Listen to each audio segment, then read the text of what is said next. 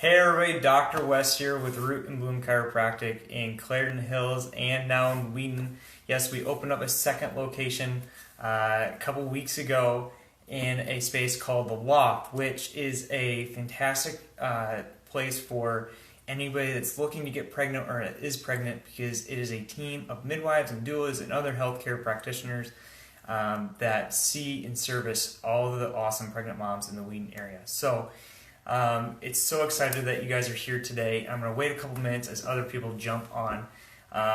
But while we wait, I want to talk briefly about our office and what we're seeing here lately.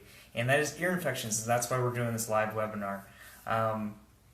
As you can see on our Facebook and Instagram, if you follow us, we have a ton of fun here in the office.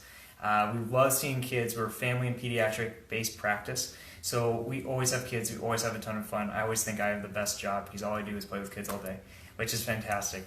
But it's massive right now, and we're having so many cool wins because all the kids that started with us are finally getting into their transition stage. They're heading into that wellness stage where they're able to enjoy the fruits of their labor of coming in and being consistent.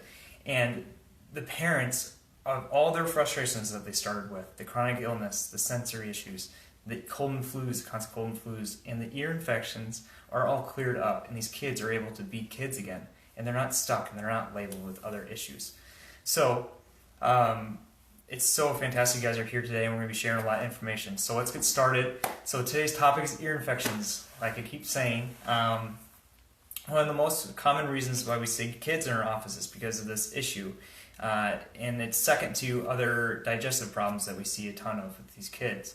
And oftentimes the parents of these kids are really exhausted because they've been through the whole medical process. They've gone through all the antibiotic rounds, the tubes. They don't know what else to do, or they don't even want to go with the tubes. They want to find a different option that doesn't mean they have to go through surgery. And what we tend to see is that kids that have these antibiotic usage, and they still have tugging and pulling on their ear, because they're not solving the root problem. They're trying to cover it up with antibiotics, and it's not helping. It's not fixing them. So before I begin to start sharing some of the strategies that we use here in our office, I want to just tell you a story about one of our first practice members. He's one of my favorite practice members. When he first came in, he was about 6 months old, and the main concern was the dad, because when he was young, he actually went deaf in one of his ear because he had so many ear infections and went through all the trials and tribulations that go along with them. And he didn't want that life for his son.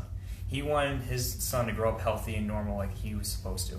And so he was very concerned with medications and everything else, and decided to bring him into us because he found that chiropractic could help kids with ear infections. The good thing is that since he started care with us, he hasn't had a single ear infection. He's gotten sick here and there with colds and flus, but he hasn't had a single ear infection, which is a huge win for that family. But one thing that they also noticed is that when he got in underneath our care, his sleep drastically improved. And if any parent realizes how important sleep is, it allows so much development and processes to change. And also allowing parents to sleep and get the rest they need in order to take care of all those little cries and laughs and poops and all that fun stuff. But another thing that we saw with him is that when he would get sick, because you're inevitably going to get sick at some point, the intensity of it was so much less, and the duration was so much less as well. Oftentimes he would kick that illness within 24 hours of picking something up, which is so cool and vital for those kids.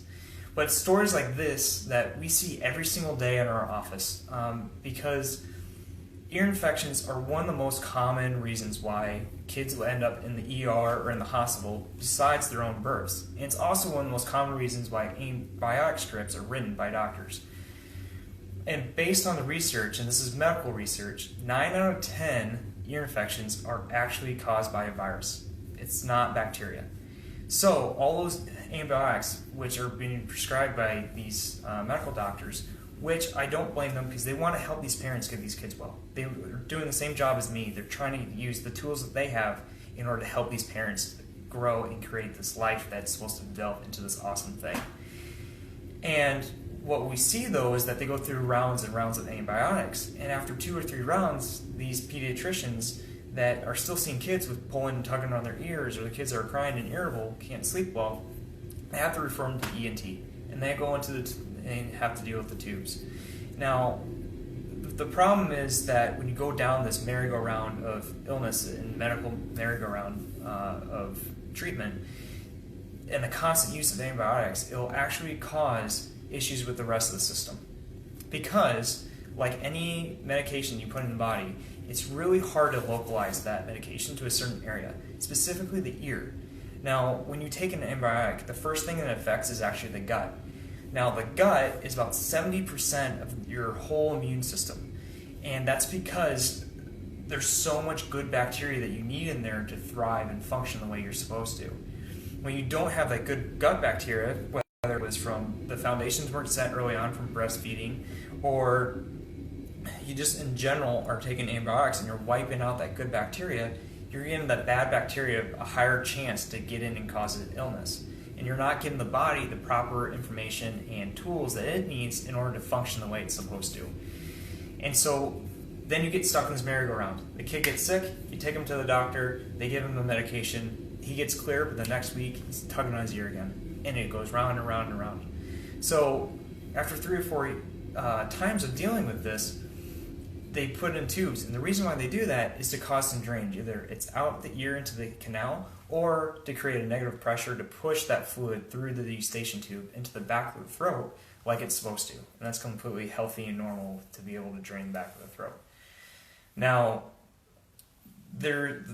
some of the common excuses that we hear that why kids have these recurrent issues is either the position of the eustachian tube isn't correct yet because the gravity hasn't affected it, or the canal is too small, which I don't really agree with, because the eustachian complex, the whole inner ear, how we hear and all that fun stuff, is extremely complex, but it's so smartly designed. Our bodies were made to be this way for a certain reason, and that was to function well. We are not designed to be sick and have all these ear infections and all these problems. And so when that system isn't working right, you're going to have issues with that ear.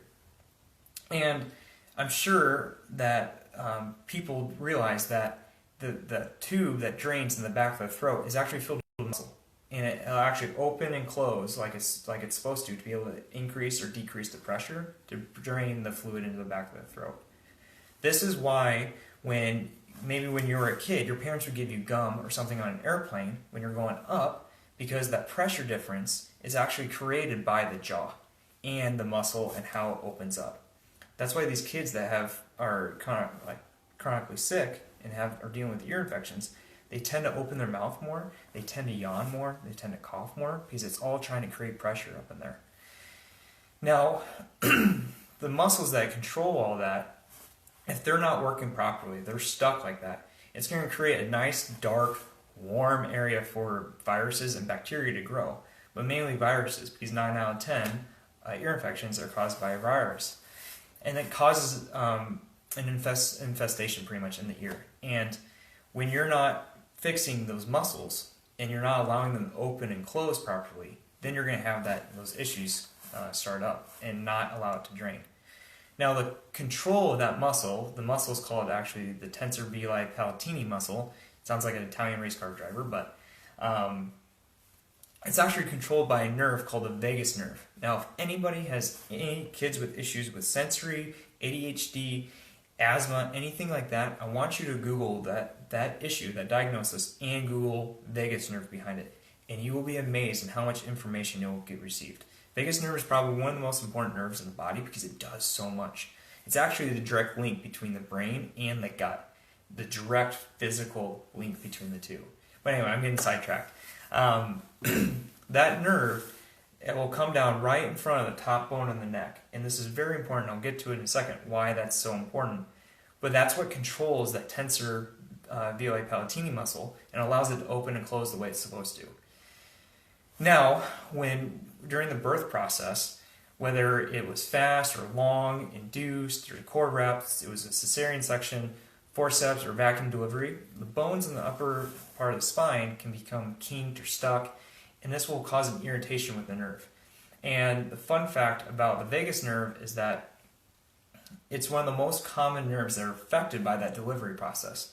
And the reason for that is because there's a very strong neurological link between atlas, which is the top bone of your neck, and that nerve, because it passes by that bone so closely.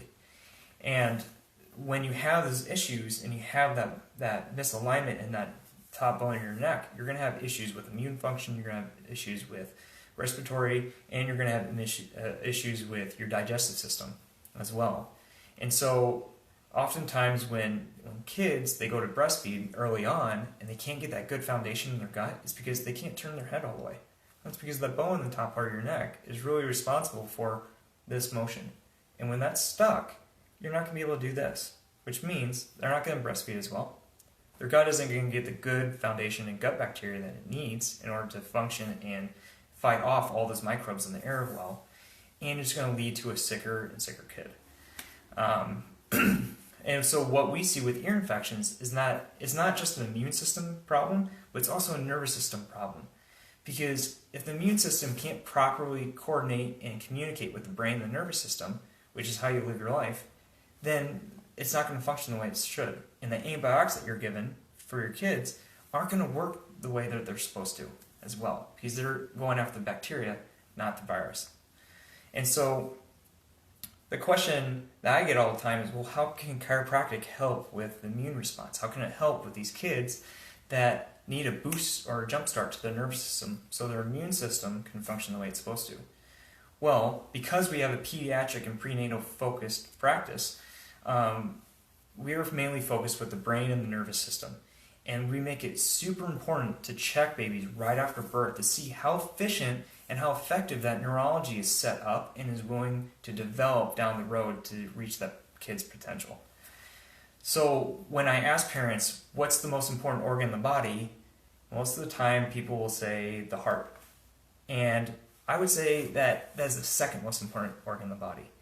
Because like I just said, and why the brain and nervous system is our primary focus in this office, the brain tells the heart how hard to beat and how fast to beat. It also tells the body how to digest food.